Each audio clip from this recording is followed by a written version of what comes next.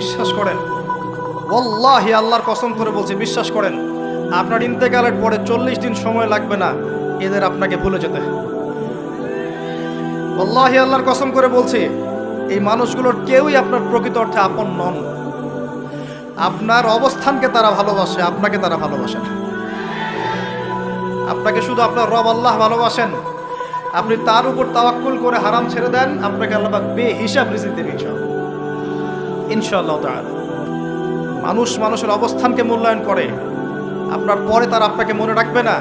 আপনি আমি যদি আজকে পৃথিবীতে নাও থাকতাম, আজকে যদি আমরা পৃথিবীতে নাও থাকতাম, পৃথিবীর ঘূর্ণন কমে যেত না। পৃথিবী ঘুরতই, রাত হতো, দিন আসতোই, আমাদের স্ত্রী সন্তানরা বেঁচে থাকতো, মা বোনরা বেঁচে থাকতো, সবাই যার যার জায়গায় ঠিকই থাকতো, আমরাই থাকতাম। এটাই বাস্তবতা, এটাই দুনিয়ার নির্মম বাস্তবতা। তাহলে এই দুনিয়ার সংক্ষিপ্ত জীবনে কাদের কথা চিন্তা করে আপনি আল্লাহর অবাধ্যতা করছেন? কাদের কথা চিন্তা করেন? স্ত্রী সন্তান পরিবার পরিজন ছেড়ে দেন, আল্লাহর ওয়াস্তে হারাম ছেড়ে দেন, হালালে চলে আসে। আমরা ইসলাম নিয়ে অনেক বড় বড় কথা বলি, কিন্তু সবচেয়ে বড় কথাটা হচ্ছে এই আয়াতটা যেটা আমি তেলাওয়াত করতে যাচ্ছি। ইয়া আইয়ুহাল্লাযীনা আমানু, হে মুমিনগণ, আলাইকুম আনফুসাকুম, তোমরা নিজের আগে নিজেদের নফসটাকে ঠিক করো। নিজেরা ভালো হও, পরের দিকে আঙ্গুল পরে উঠাও।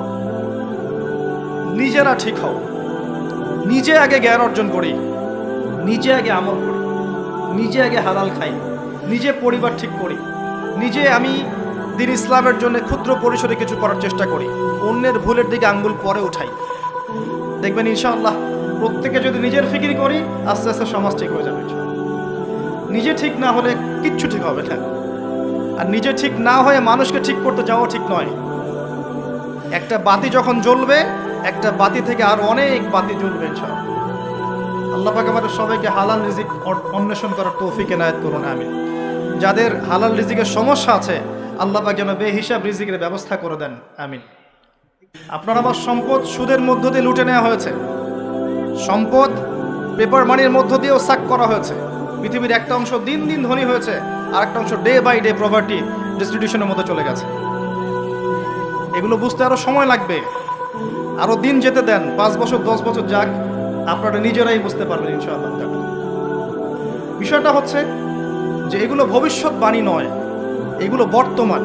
যখন মানুষ বাহ্যিক এবং অভ্যন্তরীণ জ্ঞান রাখবে না, তার কাছে বর্তমানের ঘটনাকে ভবিষ্যৎ মনে হবে।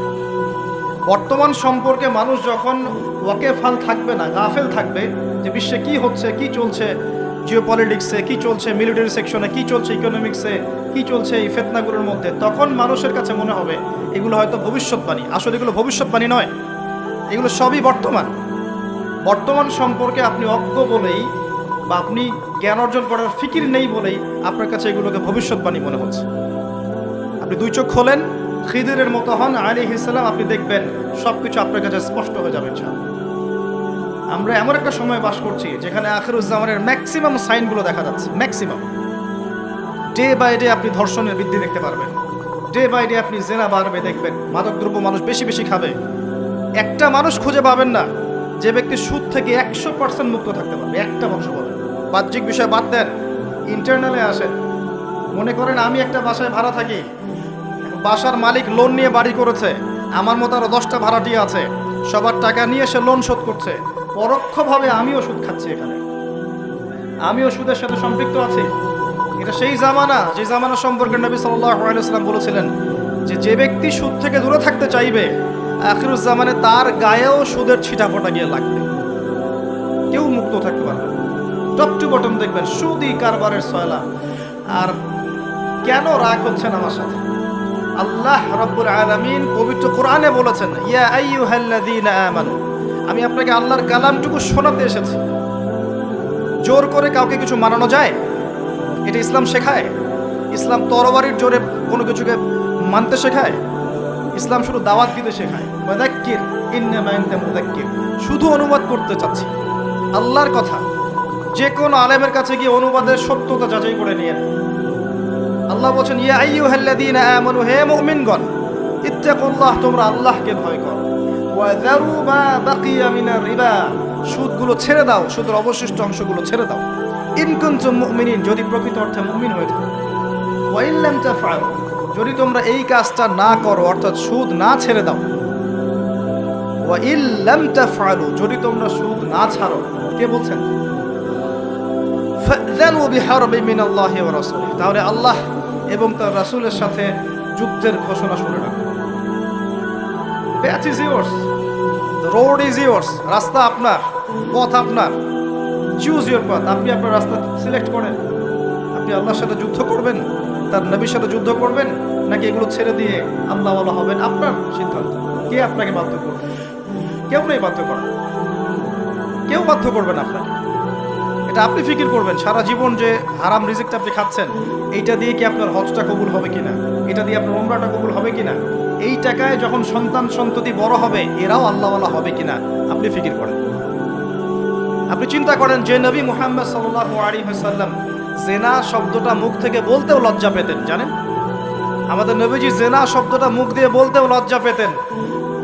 একজন সাহাবী এসেছেন, এসে বলেছেন যে আমি অন্যায় করেছি ইয়া রাসূলুল্লাহ, আমি অন্যায় করেছি ইয়া রাসূলুল্লাহ, আমাকে পবিত্র করুন, দুনিয়াতে আমাকে শাস্তি দিয়ে দিন, পরকালে আমাকে কোনো শাস্তি দিয়েন না। নবীজি মুখ ফিরিয়ে নেন, একবার ডানে একবার বামে মুখ ফিরিয়ে নেন, তার কথা যেন তিনি শুনছেন না। বলছেন বাসায় যাও, বাসায় গিয়ে ক্ষমা চাও, আল্লাহ মাফ করে দিবেন। কিন্তু সেই ব্যক্তি নাছরবান্দা, না আমাকে পবিত্র করেন, আমি অন্যায় করেছি, হুদুদ কায়েম করেন। তখন নবীজি বাধ্য হয়ে বলছেন আবিকা মাজনুন, তুমি কি পাগল? তখন সেই ব্যক্তি বলছেন না ইয়া রাসূলুল্লাহ, আমি পাগল নই, আমি অন্যায় করেছি, আমাকে পবিত্র করেন। কি কি তাড়না, যাতে আল্লাহর কাছে তাকে পরকালে শাস্তি পেতে না হয়, দুনিয়াতে শাস্তি দিয়ে দেন। কি তাড়না! এরকম মানুষ আছে এখন? চিন্তা করেন। তখন নবীজি বলছেন, এই কথাটা শোনেন, নবী সাল্লাল্লাহু আলাইহি ওয়াসাল্লাম বলছেন তুমি কি করেছো, তুমি কি এমন কাজ করেছো, লিসেন, তুমি কি এমন কাজ করেছো, সুরমা দানি থেকে সুরমা বের করার সময় আমরা যেভাবে বের করি, তুমি কি এমন কিছু করেছো? আমি কি বোঝাতে পারছি? এখানে সবাই অ্যাডাল্ট, ব্যাখ্যা করার প্রয়োজন আছে? সুরমা দানি থেকে সুরমা বের করার জন্য আমরা যা করি, তুমি কি তেমন কিছু করেছো? খেয়াল করে দেখেন, প্রিয় নবী সাল্লাল্লাহু আলাইহি ওয়াসাল্লাম মুখে জিনা শব্দটা বলছেনও না, বলতেও চাচ্ছেন না। তিনি এত উচ্চ মানের ভদ্র মানুষ, সুবহানাল্লাহ সাল্লাল্লাহু আলাইহি ওয়াসাল্লাম। সেই নবীর একটা কথা আপনাকে শোনাই। সেই নবীজি বলেছেন সহিহ বুখারীর হাদিস, সুদের পাপের ৭৩টা শাখা আছে, যার সবচেয়ে নিম্ন শাখা নিজের মায়ের সাথে জিনা করা। আমি কিভাবে আপনাকে বুঝাবো যে এটা তিনি কত বড় পাপ করেছেন? কাদের জন্যে? স্ত্রীর জন্যে? স্ত্রীর জন্য খাচ্ছেন, সন্তানের জন্য খাচ্ছেন, পরবর্তী প্রজন্ম মানুষ করার জন্যে, বা দুনিয়ার স্বার্থে? বিশ্বাস করেন, ওয়াল্লাহি আল্লাহর কসম করে বলছি, বিশ্বাস করেন, আপনার ইন্তেকালের পরে 40 দিন সময় লাগবে না এদের আপনাকে ভুলে যেতে।